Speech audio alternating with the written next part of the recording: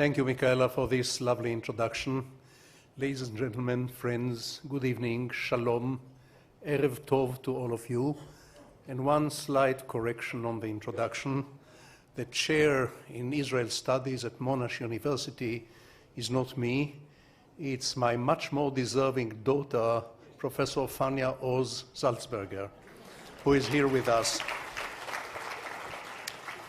I wish to thank the Shalom Institute and the Graf family for having me and my family here this evening. It's a great honor.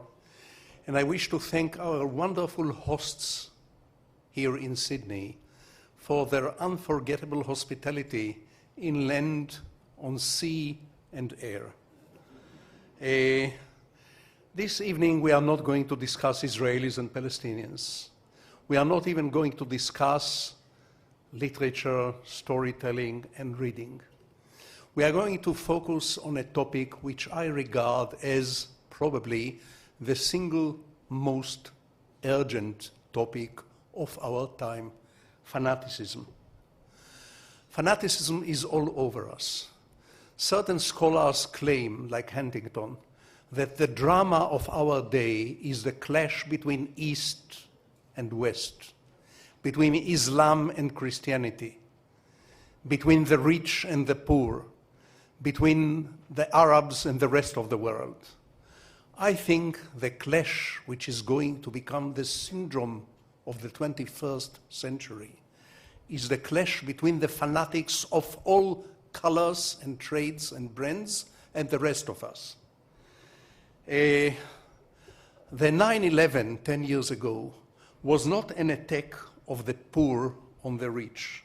Otherwise, the attack would have come from Africa, the poorest, and launched against the rich Arab Gulf states in the Persian Gulf, the richest.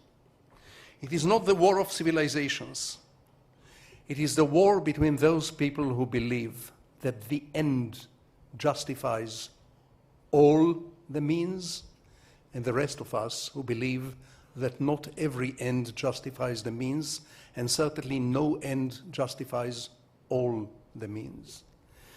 Ladies and gentlemen, just a few days ago, a young Norwegian man detonated a car bomb in the center of Oslo, in front of the Prime Minister's office, then went to a resort island and massacred over 70 young boys and girls.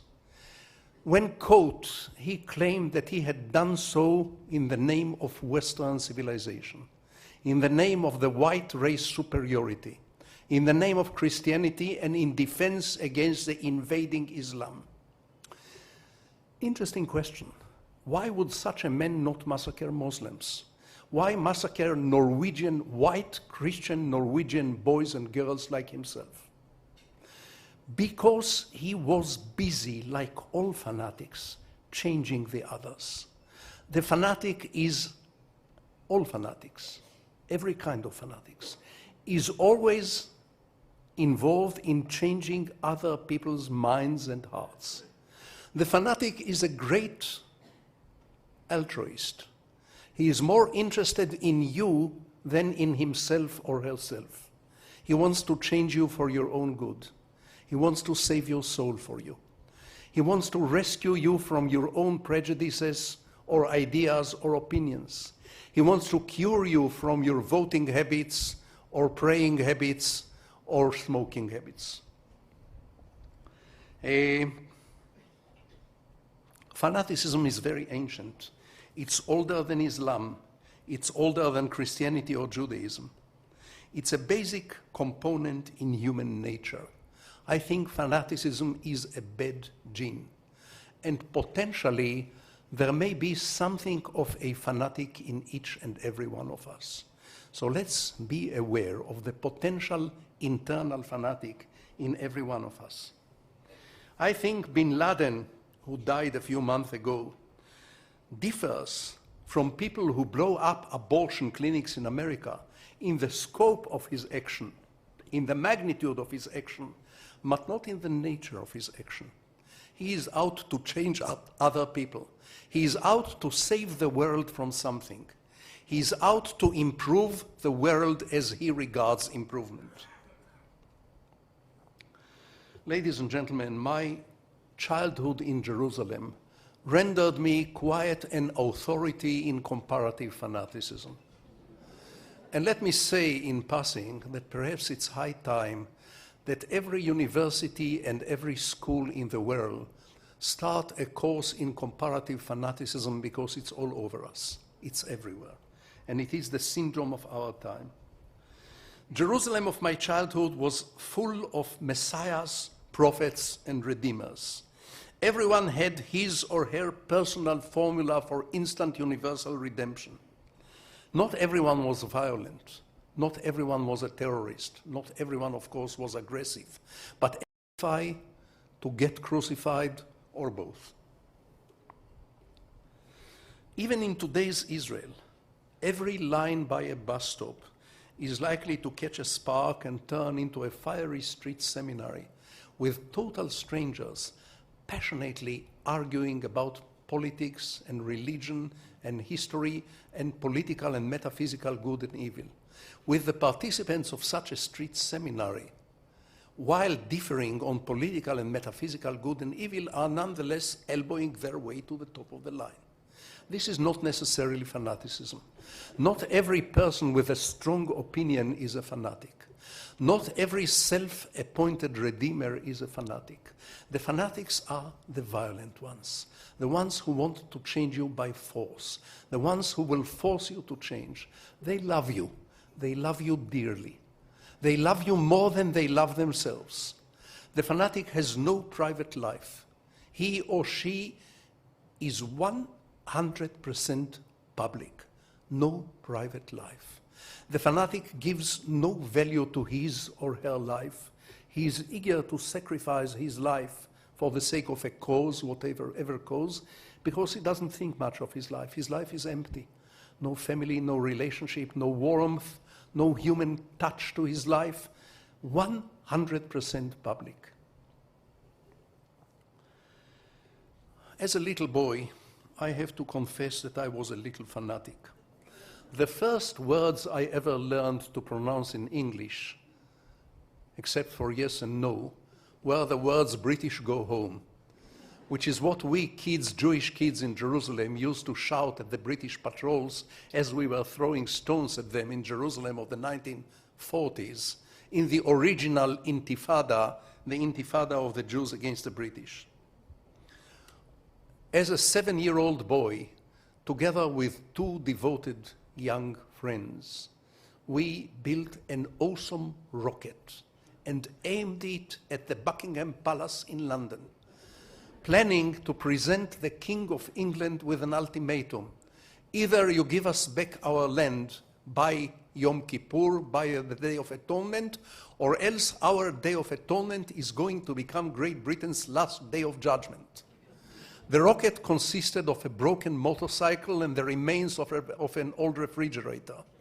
And the reason Britain survived my zeal and my friend's zeal is that we didn't quite succeed in developing the guiding device and the right fuel. And the British were smart and they pulled out quickly. But I was a slogan-screaming little chauvinist. I was self-righteous like any fanatic. I was utterly convinced that the Jewish Zionist cause is 100%, 110% right, and every other cause, every opposing cause is evil, dangerous, and deserve to be wiped off the face of the earth. The Arabs hated us, they were evil. The British were against us, they were evil. The rest of the world was not sympathetic, it's an evil world. Black and white, just like that. What actually cured me from this fanaticism was a very strange early friendship with a British police constable, a short, fat man, short of breath, asthmatic, whom I befriended as a 7-year-old boy in Jerusalem. and whom I taught some lessons in Hebrew. He actually had some background in biblical Hebrew. I gave him some lessons in modern Hebrew.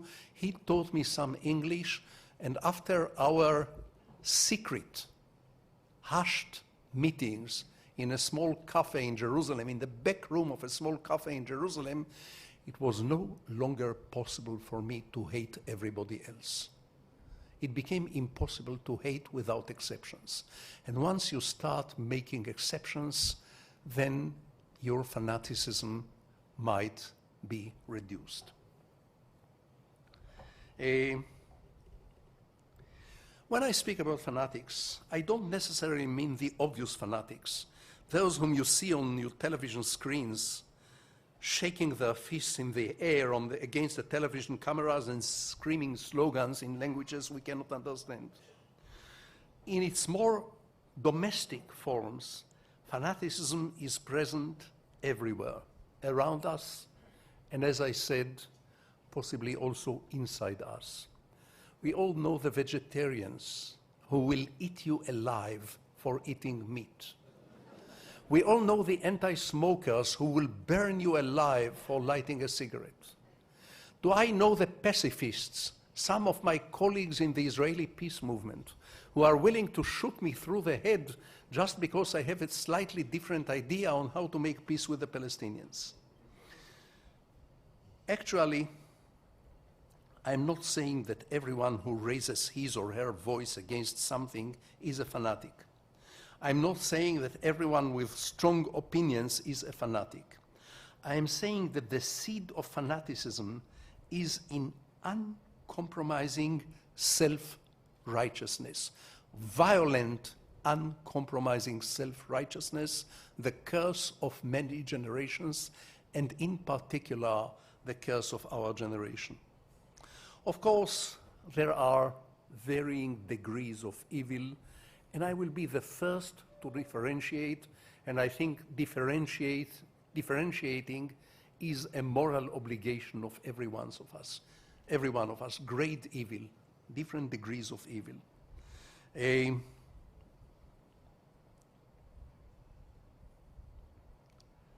militant environmentalist cause less harm than a terrorist and an ethnic cleanser, although both of them may be fanatical. And there is also a spatial interrelationship between fanaticism and kitsch. The fanatic lives in the world of kitsch, in a world of good guys and bad guys, in an everlasting Hollywood movie with nice guys and ugly guys. Many people treat the Israeli-Palestinian tragedy as a clash between right and wrong, as a Hollywood movie. Essentially, it is not. It is a tragic clash between right and right. Sometimes it's a clash between wrong and wrong. Often it is a clash between wrong and wrong. But black and white it is not. The fanatics on all sides are trying to paint it in black and white. Nice guys and ugly guys. Many people treat the Israeli-Palestinian tragedy as a clash between right and wrong, as a Hollywood movie. Essentially, it is not. It is a tragic clash between right and right. Sometimes it's a clash between wrong and wrong. Often it is a clash between wrong and wrong. But black and white it is not. The fanatics on all sides are trying to paint it in black and white. Now, the fanatic is also fascinated by death, attracted to death, and charmed by death. The fanatic is not a person who would willingly sacrifice his life for a cause. No. The fanatic is a person looking for a cause for which he or she will sacrifice their lives. Because life is insignificant, because life is empty, because life is hollow, because life is meaningless outside the cause, because, as I said, the fanatic is 100% public. It's very important to be public. It's very important to be publicly involved. It's very important for every decent human being to be public. But please, for God's sake, not 100% public. 30% is enough. give or take. Israel is a spatial fascination from fanatics all over the world, possibly because it was born out of a dream. And the magnitude of a dream created unrealistic expectations from Israel. Israel is expected to achieve world record in high jump morality. It is expected by some people to be the most Christian nation in the world, if not the only Christian nation in the world, in terms of turning its other cheek to an enemy. It is expected to perform a universal role model in morality. It cannot live up to those expectations, not in a state of everlasting conflict.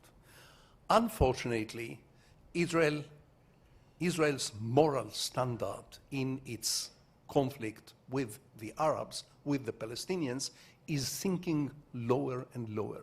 But certainly these are not the world record in morality. Fanatics are quick to jump on Israel. If Israel is not a sample state, if Israel is not a light unto the nation, let there be no Israel.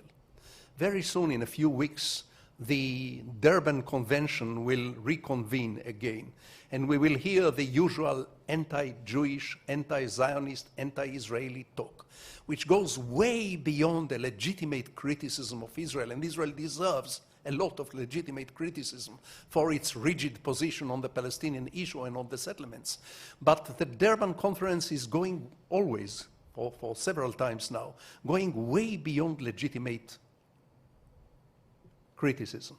It is a festival of hatred. It is a festival of fanaticism, of anti-Israeli, anti-Zionist, and indeed anti-Jewish fanaticism. Now, the fanatic is also a great sentimentalist. A friend of mine, the Israeli novelist Sami Michael, told me an episode. He was driven once for a lecture at Ben Gurion University in Beersheba, in my university. He was driven from Haifa, which is a long drive, 3 hours, by a very militant, right-wing, fanatical taxi driver. And during the drive, the chauffeur says to Sami, you know, I believe we have to kill all the Arabs. As simple as that. Sami is a sophisticated man. Instead of saying, shame on you, or instead of just wrapping himself in silence, he turned to the chauffeur and said, yes, you think so? And who exactly do you think should kill all the Arabs? We should kill them. All of us have to kill them. No, be more specific, please. Should the police kill them? Should the army kill them? Should the doctors kill them? Who should kill all the Arabs? Quiet. The chauffeur is thinking. Then the chauffeur is saying, I think every one of us has to kill a few. Sami doesn't lose his temper. He never loses his temper. He says to the chauffeur, okay, suppose you are allocated 1 block of flats, 1 block of apartments in Haifa, your hometown, and you are to kill all the Arabs in the block.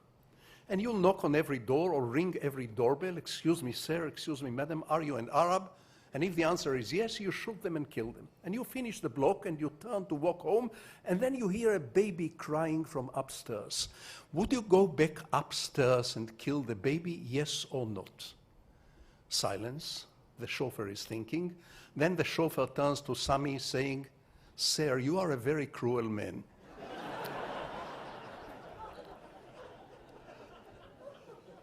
This is a significant story because the fanatic has no imagination. All fanatics have no imagination. They don't have the ability to put themselves in other people's shoes. I'm a great believer in curiosity. I think curiosity is an antidote to fanaticism. I think curiosity is a powerful antidote to fanaticism.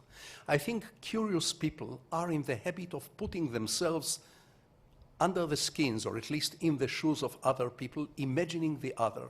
What if I were him? What if I were her? This is a powerful antidote. I believe a curious person is a better person than a person who is not curious. I believe curiosity is a moral imperative.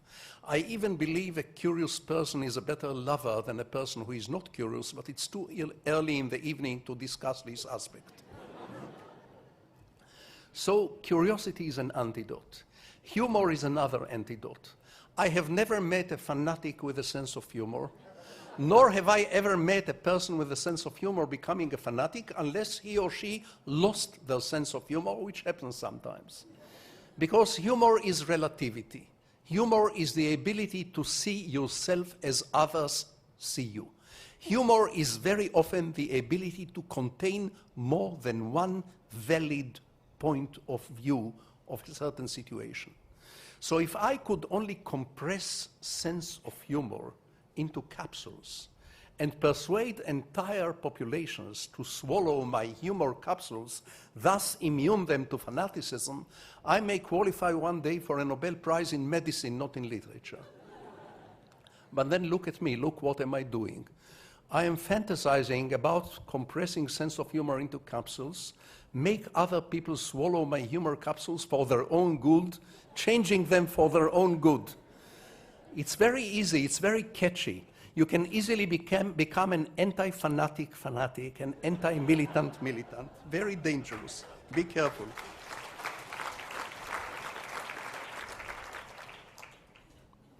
Now, it always begins inside the family. The grain, the seed of fanaticism is inside the family.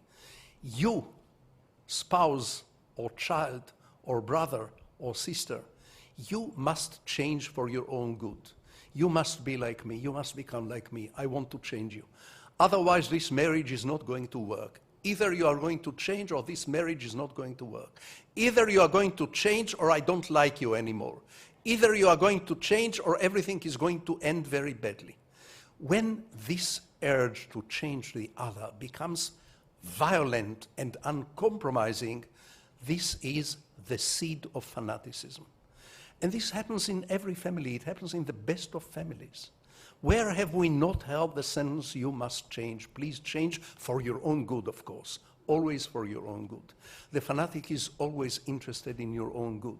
He's always falling on your neck, loving you, wanting to save you and to cure you and to rescue you. In case you prove to be incurable, he will be at your throat. He will kill you also for your own good. And finally,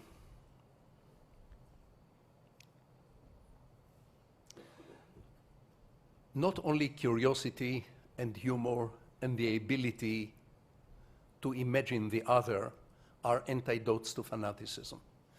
Another powerful antidote is the ability to live in open-ended situations, to accept the fact that some conflicts are not resolvable, that some conflicts don't resolve, they dissolve into fatigue and exhaustion. And this will be my only touch on the Israeli-Palestinian, Israeli-Arab conflict.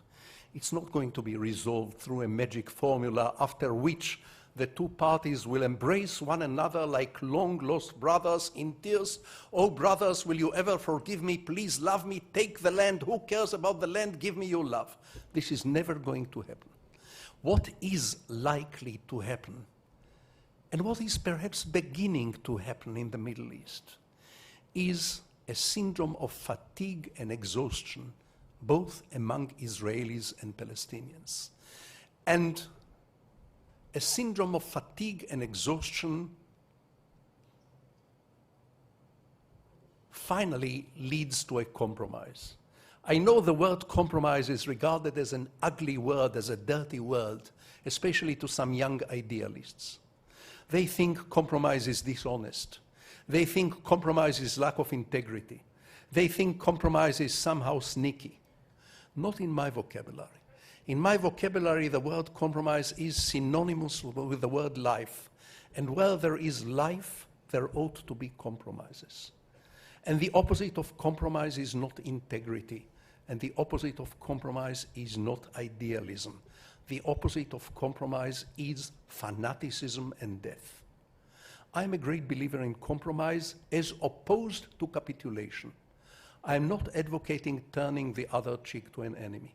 I'm advocating trying to meet the other somewhere halfway. And believe me, I know one or two things about compromises, having been married to the same woman for 51 years. So the Israelis and the Palestinians are tired. and it is a blessed fatigue. It's not that the eyes of the Palestinians are open to see the light of the Zionist truth, or the eyes of the Israelis open to see the light of the genuine claim of the Palestinians over the land. None of that. It's a clenched teeth acceptance that we are not alone in the land. We Israelis are not alone in the land. The Palestinians are not alone in the land. No one is going to go out. And this small country, smaller than Denmark, makes so much fuss about it. You would think it's bigger than China. But in fact, it's smaller than Denmark. This small country happens to be the only home of two nations. They cannot become one happy family because they are not one, and because they are not happy, and because they are not even family. They are two unhappy families. They have to divide the house into two smaller apartments. I think this is called in English a semi-detached home. This is likely to happen. The only ones who oppose it and object it and try to derail it are the fanatics on both sides. The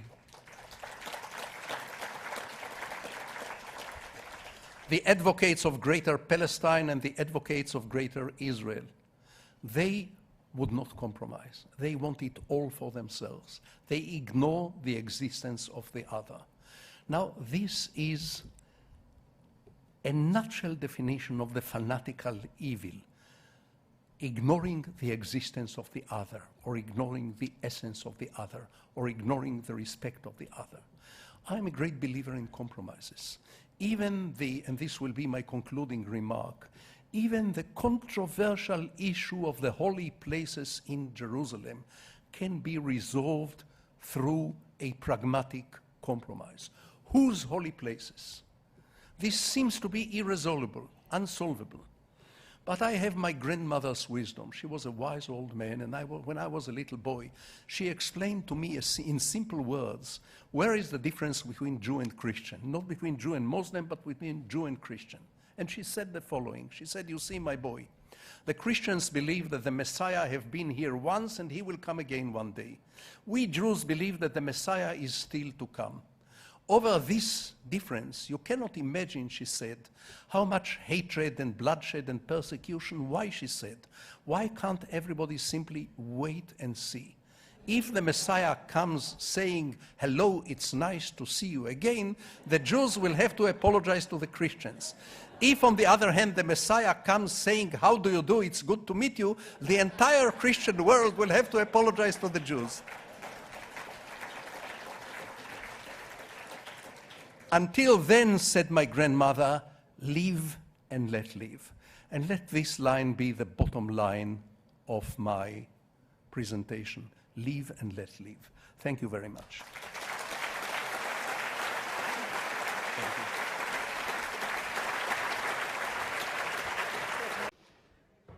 Amos, thank you for that wonderful oration. There are hundreds of questions this audience would want to hear you answer, but in the short time we have, I'll ask a few and then I'll open up the floor. So fear not that you won't get a look in this evening. We just heard you speak about fanaticism and fanatics and also antidotes to fanaticism. You mentioned curious people, you mentioned humor, and you also talked about the power of imagination. I've read that you once said about your own writing that your job is to imagine the other. Is that what you hope to inspire in the people who read your books? That's what literature does, not just my books. Every literature does this. It makes us imagine other people, put ourselves under the skins of other people. You know, let me tell you a little story. When I was a little boy, 6 or 7 or 8, my parents used to take me to cafes in Jerusalem where they conducted long conversations with their friends, and they asked me to shut up, to keep quiet, and they promised me that if I behave myself and be quiet, I'll get ice cream in the end. And they conducted their conversations with their friends for 77 hours or something like this. And I had to keep myself busy. So I began to spy on other guests in the cafe. I looked at the body language. I overheard snatches of conversation. I looked at the clothes, and I began to invent their stories for them. I still do that when I have to kill time at an airport or in a clinic or in a railway station. It's a wonderful pastime recommended to every one of you, and you get ice cream in the end.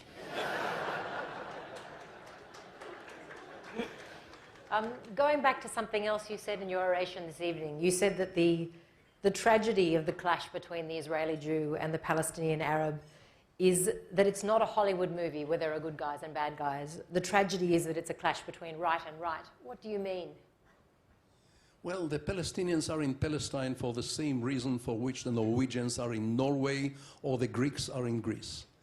This is their homeland. They have no other homeland. They tried. They were forced to try. They were pushed out of Palestine into exile in Lebanon, in Egypt, in Jordan. They were not received well anywhere. They learned the hard way that they have no other homeland but Palestine. The Israeli Jews have no other homeland but Israel. The Jewish people as a people never had a homeland. As individuals, yes, but as a people never had a homeland other than the land of Israel. It is their land, it is our land. It's a dispute between right and right, between one very powerful, very convincing, very persuasive claim and another claim no less powerful, no less convincing, no less persuasive. I want to ask you a question about the protests that we've all read about that are happening in Tel Aviv. But first, I wanted to ask about the wave of change we've seen happen across the Arab world, referred to as the Arab Spring. What do you think the Arab Spring might change in relation to Israel and Palestine? Well, it's very hard to be a prophet coming from the land of the prophets. There is too much competition in the prophecy business. But my suggestion will be to speak not of the Arab Spring, but of Arab Springs in the plural and not in the singular. Different things are happening in different countries, and the outcome in Syria is not necessarily the prospected outcome in Egypt, and the outcome in Egypt is not going to be the same as in Yemen. What the outcome will be, nobody knows. On the same parades, on the same marches, on the same demonstrations, in the same squares in the Arab countries, there are Democrats, 21st century oriented people, open society advocates, marching together shoulder to shoulder with fundamentalist, medievalist Islamists. Who will prevail? Nobody knows. There is a Dr. Jekyll and Mr. Hyde there. But if democracy prevails in any Arab country, there will be peace. As you all know, there has never been war between two democracies. Never, not once in history. So I believe as soon as there is democracy in an Arab country, there will be eventually, perhaps not overnight, but eventually, peace between Israel and that Arab democracy.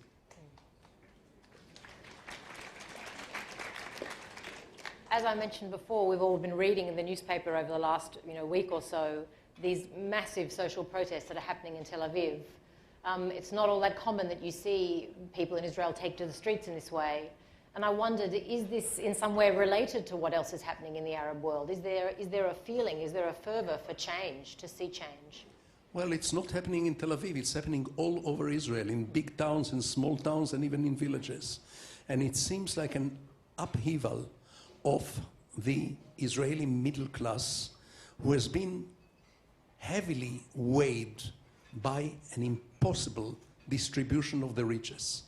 Israel used to be a relatively egalitarian society, and perhaps not even relatively, perhaps a real egalitarian society in the old times, in the early years, when Israel was much, much poorer than it is now, but nonetheless people cared about one another, and there was a strong sense of social solidarity. I think what the demonstrators in Tel Aviv and other towns and villages in Israel are missing the most is this sense of social solidarity. What began as an outcry for affordable accommodation easily and quickly evolved into an outcry for social justice and even an outcry for a restoration of the welfare state. It's going to be very interesting. Is it related to the events in the Arab countries or not? Maybe in a superficial way, but I think it was a long time coming. The Israeli economy is doing exceptionally well. The unemployment rate is among the lowest in the Western world. The gross national product and the gross national income is remarkable and impressive and growing very rapidly. And yet the riches does not flow down. It remains in the hands of the very rich. And there is a sense of outcry for social justice among those demonstrators all over Israel. In September, most of us know Palestine is planning to go to the UN to seek recognition as an independent state. If that is successful, what, if anything, do you think that will change? What is that about? And what do you think it might change between Israel and Palestine? Let me give you a one-man opinion, and please remember that I only represent myself, and even this only on a lucky night. If Palestine declares independence and is recognized by the UN, let Israel be the first nation to recognize independent Palestine. We may then argue about the borders. We may then argue about the holy places in Jerusalem, but let this be an argument, a bargaining, a negotiation between two sovereign states. At last it will become a normal disagreement between two neighboring states. Israel will do well to be the first country in the world to recognize independent Palestine for historical reasons. A while back you sent a copy of your memoir, Tales of Love and Darkness, to jailed Fatah leader Marwan Barghouti with this dedication: "This is our story, and I hope you read it and understand us better, hoping you will soon see peace and freedom." You received a lot of criticism for that. Why was that something you wanted to do? Yes, I came under heavy fire in Israel for dedicating a book to a Palestinian leader who spends a life sentence in an Israeli jail for terrorism, Marwan Barghouti, who is quite likely to become the next Palestinian leader. I have known Barghouti since the days of before the Intifada and before his imprisonment. He was a Palestinian patriot, a strong Palestinian patriot, but secular and pragmatic. If he ever leads the Palestinian people, he might prove to be a negotiable partner for Israel. I thought sending him my autobiographical book, A Tale of Love and Darkness, will be a certain investment in opening the heart and the mind of an enemy, and he's definitely an enemy, in opening the mind and the heart of an enemy to get a better understanding of our story. And I don't regret doing it. I would have done this again. If I could send a copy of my book to Ahmadinejad, hoping to change his mind and heart, I will send him a copy as well.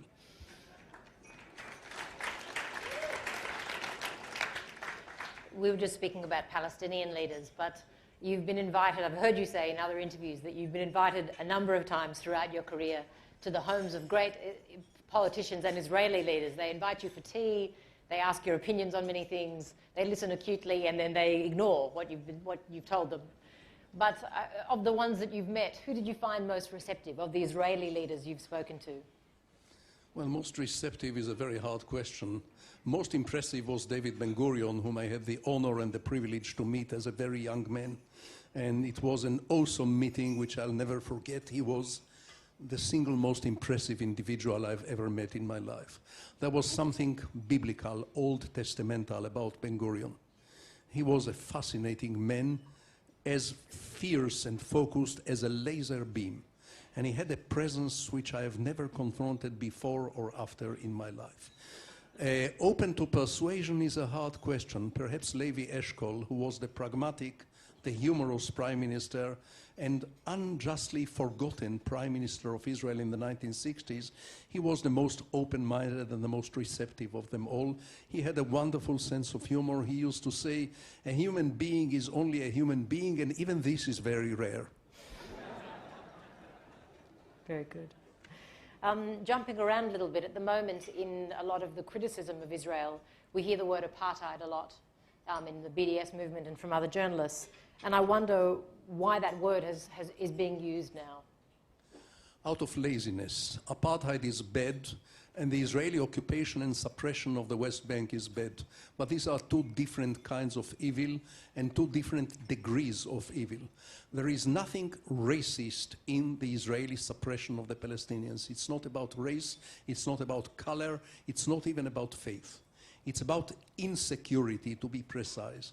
The Israelis are suppressing the Palestinians because they are immensely insecure and because they are greedy for the West Bank. They want the West Bank for themselves. This is bad, but apartheid it is not. The comparison, the popular comparisons between Israeli politics and apartheid is a result of trendy laziness. Stories is very ancient. The need to tell stories and the need to hear stories is as elementary as the need to dream. It's in every one of us, not just in the writers, not just in the readers. Every one of us, ever since we were very small kids, we need to tell stories and we need to hear stories. And I tell stories because I need to tell stories and I have the urge to tell stories, and those stories come from the same place where my dreams come from. When, on the other hand, I have a clear message, I write an angry essay telling my government to go to hell. They read my essays and they don't go to hell for some reason, but I write the same essay again and again. There have been moments in the last 20 or 30 years when people have thought you might enter politics, that there's even been suggestion that you were invited to join parties. I know you've been a member and a founder, but you are often a writer who writes with a lot of political commentary. Were you ever tempted to follow another path, to not be a writer who writes about politics, but to perhaps be a politician who does writing on the side? Well, I have a serious disability. I am physically unable to pronounce the words no comment. How can I be a politician? Fair call.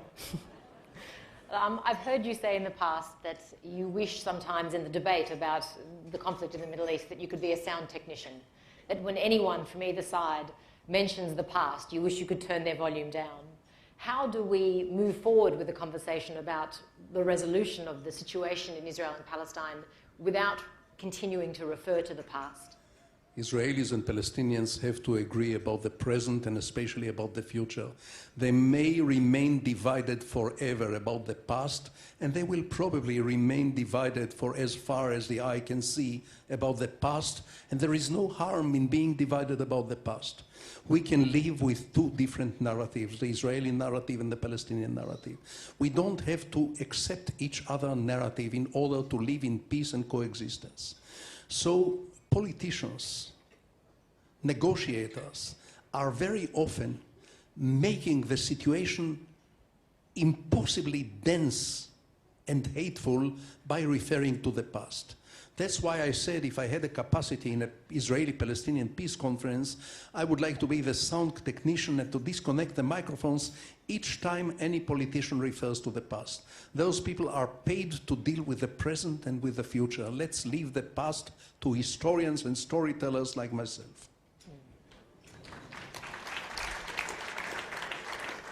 I think at this point it might be nice to throw some questions open to the floor. I know there are a few people walking around with microphones, and if they come to you, we can ask the question.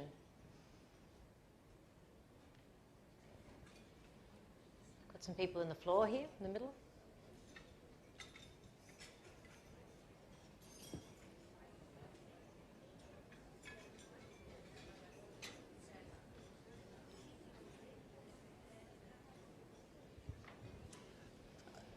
I absolutely loved your dissertation, and one of the things that you mentioned was that as the two sides become more and more tired, this actual tiredness will actually help the facilitation between the two. I have a different view of that. My view is that the War of the Roses are two people who fought and fought and fought, and eventually they were found dead at the bottom underneath the chandeliers. Do you think that the percentage of fanatics on either side, in combination with that tiredness, is a dangerous combination? Well, it's not the question of the percentage of fanatics, it's a question of the fierceness of the fanatics. The fanatics are a minority. They are a minority in Israel and they are a minority in Palestine. But they are a very determined minority. And unlike the rest of us, Israelis and Palestinians, the fanatics seem to never be tired. And they do everything they can to derail any peace process by actions of terrorism, by attacks on civilians, or by building more settlements in the occupied territories, and by grabbing more and more Palestinian land. So our challenge, the challenge of the pragmatics amongst us, is to tame the fanatics and to translate the general sense of fatigue on both sides into peace treaties. How long this will take, I cannot tell you, but it will come. Question in the middle. My name's Robin Manoy. When you talked about the journalists who used the word apartheid as being lazy, do you really not think that there's anything more inherently evil than just pure laziness? Well, there is malice, of course, and I don't belittle the malice. But for many innocent people who compare Israel's occupation of the West Bank to apartheid, to many, many people it's a result not of malice, but of laziness and inability to differentiate. And I regard the duty to differentiate, the duty, as I mentioned in my presentation, the duty to grade evil, the duty to differentiate between different kinds of evil as a moral imperative. Malice is malice, anti-Semitism and anti-Semitism. And I talked about the fact that Israel evokes a fanatical response from many enemies, not just Arab enemies.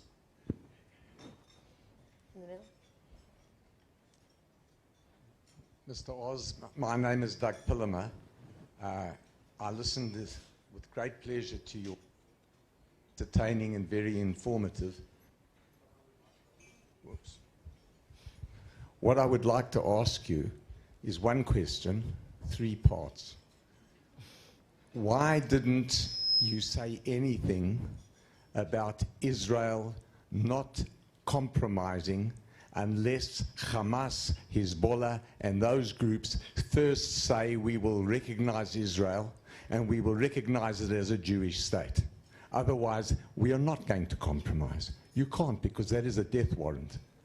The second thing is, we will not allow them to come in their millions saying that they are refugees who were pushed out of Israel, because with all due respect, not all of them were pushed out. They were forced out by their own people. And thirdly, and lastly, the settlements that Israel control are mainly territories where, before the state of Israel was established, Jewish communities like in Hebron were wiped out, and they need that territory, and they are prepared to compensate the Arab states for it by giving them land in Israel so that they can keep those territories. Thank you very much, but if those 3 points don't come across, then I'm prepared to become a fanatic as well. Well, thank you. I didn't refer to those 3 points specifically because my presentation was not about the Israeli-Palestinian conflict, but if you want me to refer to them very briefly, I will. Point 1, to recognize Israel as a Jewish state is up to us, up to the Jewish people. When we made peace with Egypt, we did not insist that Egypt recognizes Israel as a Jewish state. We demanded that Egypt recognizes Israel as a sovereign state, and Egypt did. When we made peace with Jordan, we insisted that Jordan recognizes Israel as a sovereign Israeli state, as we did. The question of how Jewish Israel ought to be is a subject of endless internal debate, and you don't get 2 Jews to agree on what is a Jewish state. What is a Jewish state to one rabbi is a nightmare to the next Jew. And what is a Jewish state to the next Jew is a nightmare to the Orthodox rabbi. So let's leave the Arabs out of this. They have suffered enough anyway. Point 2, the settlements on the West Bank. Almost all those settlements were built on a confiscated Arab land and not on a previously owned Jewish land. Even those who were built on a previously owned Jewish land are unjust, because the Jews in 1948 conquered tens and hundreds of square miles from the Arabs and built towns and settlements on previous Arab lands. So 48 created a certain partition, Israel and Palestine. And I think we should have respected the land that was left to the Palestinians and leave it to the Palestinians. And your third point, I'm afraid I don't remember. Please remind me. The refugees. On this I agree with you completely. No peace settlement between Israel and Palestine should contain a massive return of Palestinian refugees into Israel. If the Palestinian refugees go into Israel, there will be 2 Palestinian states and not 1 Jewish state. So, as far as I am concerned, the peace treaty between Israel and Palestine should not enable a massive return of Palestinian refugees into Israel proper.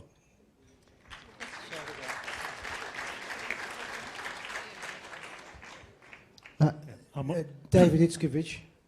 Oh, sorry. Can I ask, what do you think of the fanatics in Iran? Sure. In Iran? Well, I'm very worried about fanatics in Iran, and I'm no less worried about fanatics in Pakistan, and they already have a nuclear weapon. In fact, let me tell you that I feel more nervous about Pakistan than I am about Iran. Pakistan is a hair's breadth away from a fundamentalist Muslim regime, and they have the bomb already. So I think this is a great danger, not to Israel, but to the rest of the world. I think the combination of fanatics and nuclear weapon is a deadly combination, and I think not Israel, but the world needs to defend itself against the danger of this combination, fanatics and nuclear weapon. We have time for one more question, just from over here.